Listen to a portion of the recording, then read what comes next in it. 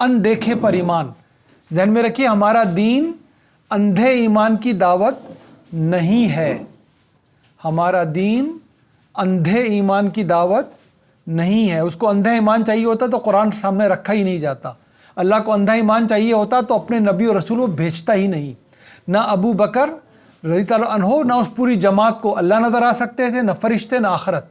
ان کو دو چیزیں دکھائی گئیں، اللہ کے آخری رسول اور کتاب جو ان کی زبان پہ جاری تھی یعنی کہ قرآن. دو چیزیں دیکھو، تین چیزوں پہ ایمان لے کر آؤ، یعنی کہ ان دیکھے پر ایمان لے آؤ.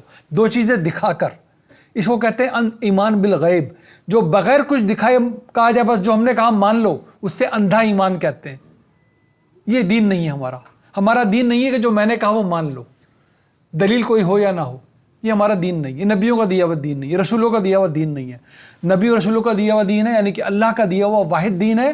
یہ دیکھو دلیل، اس پر مانو کہ قیامت آئے گی، اس پر مانو کہ اللہ ہے، اس پر مانو کہ وہی فرشتے لے کر آتے ہیں. اسے کہتے ہیں ایمان بالغیب.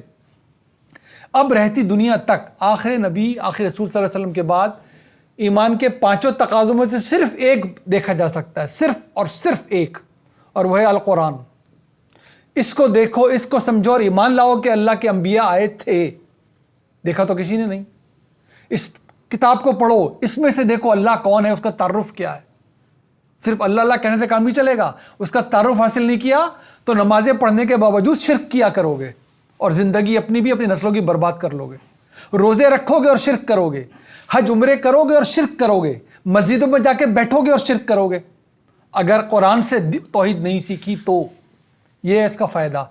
یہ کتاب پڑھو اور فرشتوں پہ ایمان لاؤ کہ انسان کا کلام نہیں ہے. جو پیش کر رہا ہے وہ بتا رہا ہے میری زبان پہ خود جاری نہیں ہوتا، جبرائیل لے کر آتے ہیں میرے پاس. اور یہ سب کچھ بتانے کا مقصد ہے کہ قیامت آ کر رہے گی.